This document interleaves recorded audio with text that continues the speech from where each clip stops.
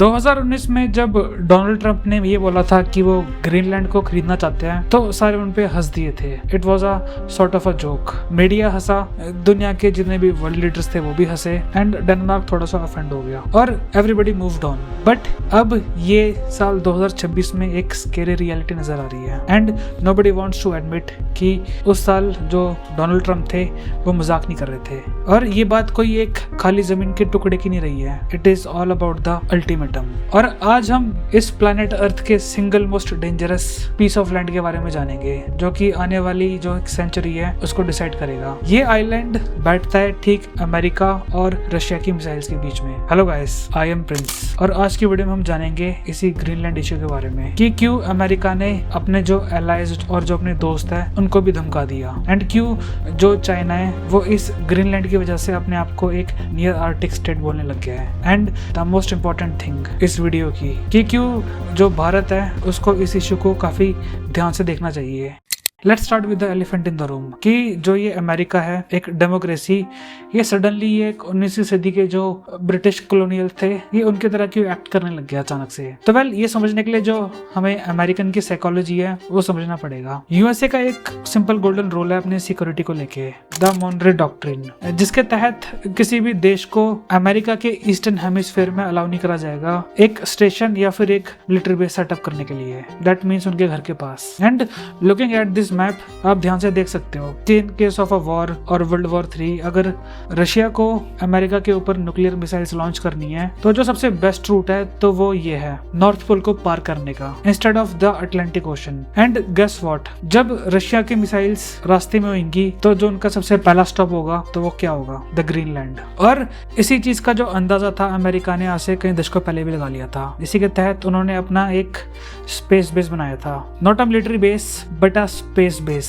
The Pituffik space base, जहाँ पे उन्होंने अपना AN/FPS 132 रडार को डिप्लॉय करा था। और इसका मेन काम ये था कि इन केस अगर ऐसे कोई सिनेरियो होता है या फिर जो रशिया की जो इंटरकॉन्टिनेंटल बैलिस्टिक मिसाइल्स है उनको ट्रैक करना है नॉर्थ पोल के ऊपर से तो उसको यहीं से ट्रैक करा जाएगा। और इन शॉर्ट ये बेस ये बताता था कि उनके पास रहने के लिए 15 मिनट है कि नहीं। और इस केस में जो डेनमार्क है ओरिजिनली इस ग्रीनलैंड का ऑनर, वो इसको मेंटेन कर नहीं सकता बिकॉज ऑफ द इकोनॉमीज। और अगर वो फ्यूचर में इसको और डेवलप करना चाहता है एंड जो कुछ चाइनीज कंपनीज है उनको अलाउ कर देगा यहाँ पे पोर्ट्स को बिल्ड करने के लिए या फिर रिसर्च स्टेशन के लिए, तो जो ये रेडार है इसकी इफेक्टिवनेस है वो कॉम्प्रोमाइज हो जाएगी। और अमेरिका ने अपनी मैच को कंक्लूड कर लिया है। वो प्रेफर करते हैं कि दुनिया उनको गुंडा बुलाए बजाय कि polite and a loser at a same time. This is not a real estate और a piece of land, this is all about the survival. But it is not just all about the missiles. आज के time पे जो बात हो रही है कि what is under the ice. पिछले 10,000 सालों से जो ग्रीनलैंड है वो सॉर्ट ऑफ एक फ्रीजर के अंदर है। बट जैसे जैसे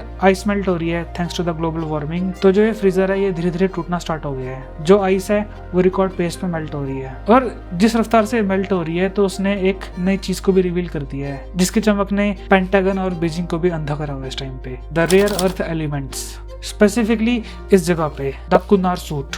राइट नाउ जो चाइना है वो दुनिया के जितने भी रेयर अर्थ एलिमेंट्स है उसके 90% सप्लाई को कंट्रोल करता है। दैट मीन्स अगर अमेरिका को अपने F-35 जेट फाइटर बनाने हैं या फिर अपनी एक इलेक्ट्रिक कार बनानी है बैटरी से चलने वाली या इवन अ गाइडेंस चिप भी बनानी है तो वो टोटली डिपेंड करते हैं चाइना के ऊपर। सो बेसिकली जो ये ग्रीनलैंड है it is a sort of a get out of a free jail card. इसके पास इतने रेयर अर्थ एलिमेंट्स के रिजर्व्स है कि जो चाइना की मोनोपोली है वो एक रात के अंदर खत्म कर सकता है। And that is why the clock is ticking. अभी हम लेट 2020s के अंदर है और जो ये प्रोफेसी मैंने आपको बताई है ये कुछ आने वाले दशक नहीं बल्कि 2030s तक ये सच साबित हो जाएगी। और जो भी देश ग्रीनलैंड के ऊपर अपनी माइनिंग को स्टार्ट कर देगा वो इफेक्टिवली जो सप्लाई चेन है रेयर अर्थ एलिमेंट्स की उसको भी कंट्रोल करेगा, कुछ सालों के लिए नहीं बल्कि आने वाली कई सेंचुरीज तक। और अमेरिका कभी भी चाइना को अलाउ नहीं करेगा ग्रीनलैंड में अपनी माइनिंग को स्टार्ट करने के लिए रेयर अर्थ एलिमेंट्स की, जिससे जो अमेरिका है अपने जेट फाइटर्स को बनाएगा। It is that simple.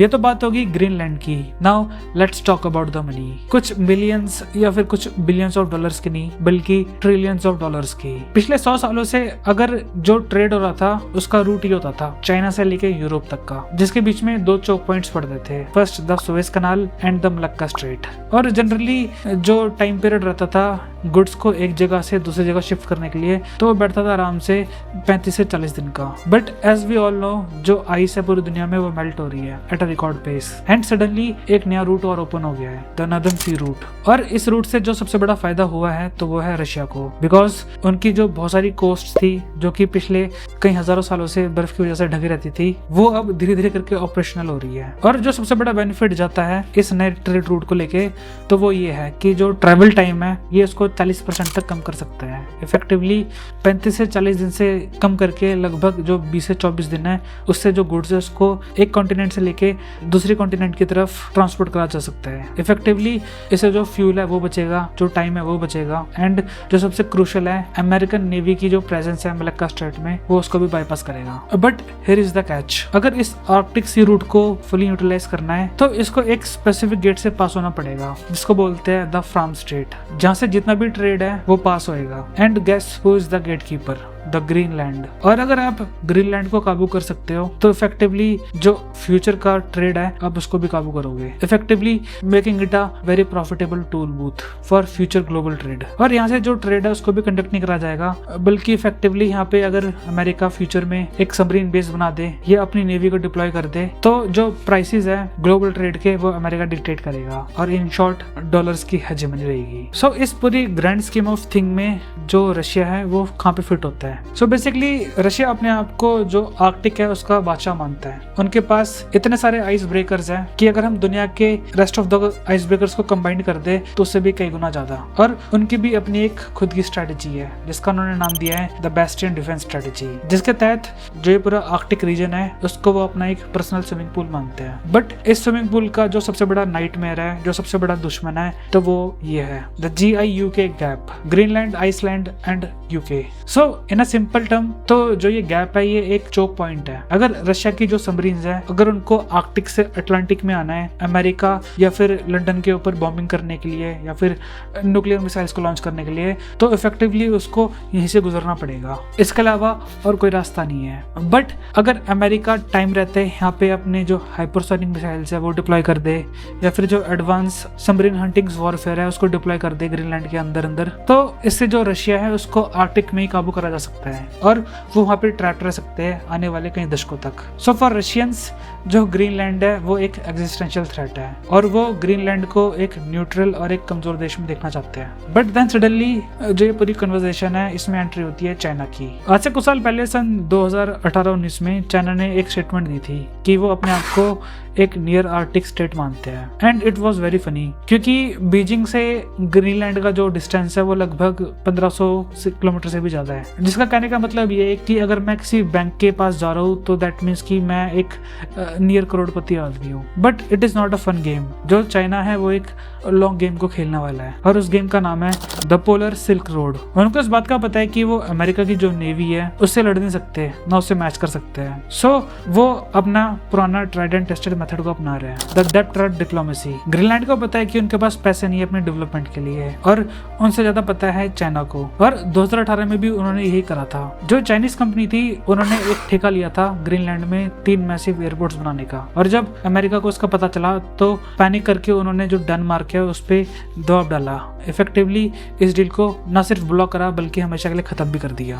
जिसने चाइना के जो एम्बिशंस है उसको दुनिया के सामने लाके खड़ा कर दिया। अगर वो फ्यूचर में भी ग्रीनलैंड को पैसा देता है वहाँ पे पोर्ट्स बनाने के लिए, तो फिर जो ये राइट्स है वो आगे आगे फैलेंगे वहाँ पे माइनिंग करने के लिए भी, जब जो ग्रीनलैंड है वो उस डेप्थ को चुका नहीं पाएगा। देन सडनली जो ये 90% मोनोपोली है चाइना की रेयर अर्थ एलिमेंट्स पे, तो ये बढ़ के 99% में आराम से कन्वर्ट हो जाएगी। फिर चाइना डिक्टेट करेगा कि दुनिया में जितने भी इलेक्ट्रॉनिक्स है उसका क्या प्राइस रहेगा। और इसका बाद में इस तरीके से भी इस्तेमाल करा जा सकता है कि जो ग्रीनलैंड है उसको एक सॉर्ट ऑफ जो डुअल यूज आउटपोस्ट है उसकी तरह भी इस्तेमाल करा जाएगा। इमेजिन करो कि जो अमेरिका का जो लिस्टिंग पोस्ट है उसके ठीक बगल में चाइना भी अपने एक लिस्टिंग पोस्ट लगा दे अमेरिका की नेवी पे नजर रखने के लिए। That would be a worst nightmare for Americans. So जो ये ग्रैंड गेम है इसमें हमारे पास 3 प्लेयर है। पहला है America versus China and Russia, basically जिसके तहत जो अमेरिका है वो इन दोनों देशों को कंटेन करना चाहता है आर्कटिक के अंदर अंदर ही। But on the other side जो रशियंस हैं वो अपने आइस ब्रेकर से एक रूट ओपन करेंगे और जो चाइना है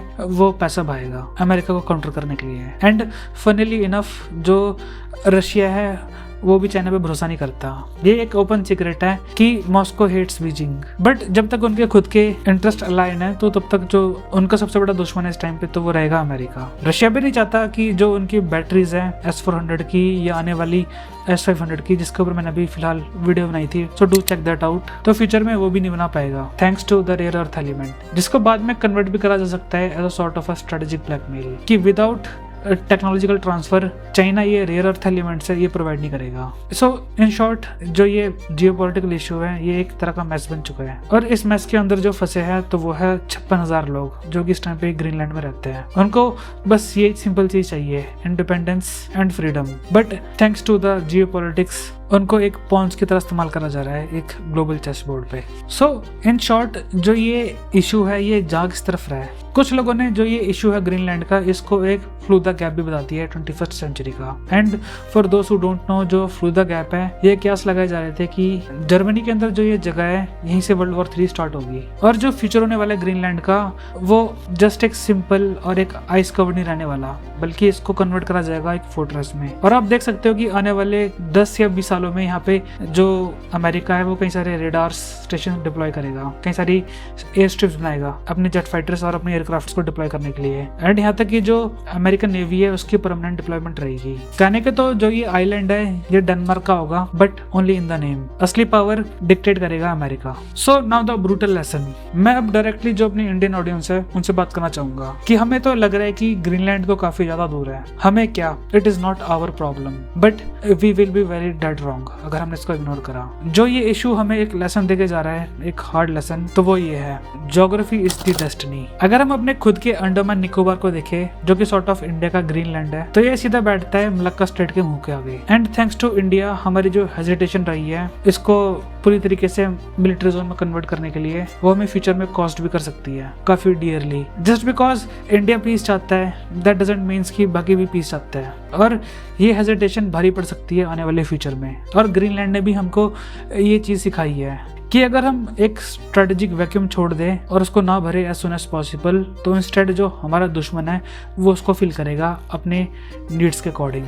और अगर इंडिया ने जल्दी इस अंडमान एंड निकोबार को एक अनसिंकेबल एयरक्राफ्ट कैरियर में कन्वर्ट नहीं करा, then somebody will find a way to compromise it, और तब तक काफी देर हो जाएगी। लेसन नंबर 2 जो ये ग्रीनलैंड का इशू भारत को देके जाएगा तो वो ये है, the hard power rules. Denmark एक काफी नाइस कंट्री है, वो सारे रूल्स को फॉलो करते हैं, बट येट अमेरिका उनको धमका भी रहा है। क्यों? बिकॉज उनका खुद का सर्वाइवल स्टेक पर है, और जब जब उनका जो सर्वाइवल स्टेक पर होता है तो जो ये इंटरनेशनल लॉ एंड ऑर्डर होता है वो उसको उसी टाइम पे खिड़की से बाहर फेंक देते हैं। भारत रिलाई नहीं कर सकता इस रूल बेस्ड ऑर्डर के ऊपर जो कि जनरली सर्व करता है वेस्टर्न इंटरेस्ट को। और अगर हमें खुद के इंडियन ओशन को और वहाँ के ट्रेड को प्रोटेक्ट करना है तो हमें गुड वर्ड्स और गुड डीड्स की नहीं बल्कि टनेज की जरूरत पड़ेगी, सबमरीन्स की पड़ेगी, वॉरशिप्स की पड़ेगी, हार्ड पावर की पड़ेगी। एंड लेसन नंबर 3 जो कि सुनने में काफी ऑकवर्ड लग सकता है, बट वो ये है, the Greenland affects the Himalaya and I will tell you why. ये कोई ज्योग्राफी का क्वेश्चन नहीं है, ना ये कोई मैजिक या किसी जादू का है। अगर चाइना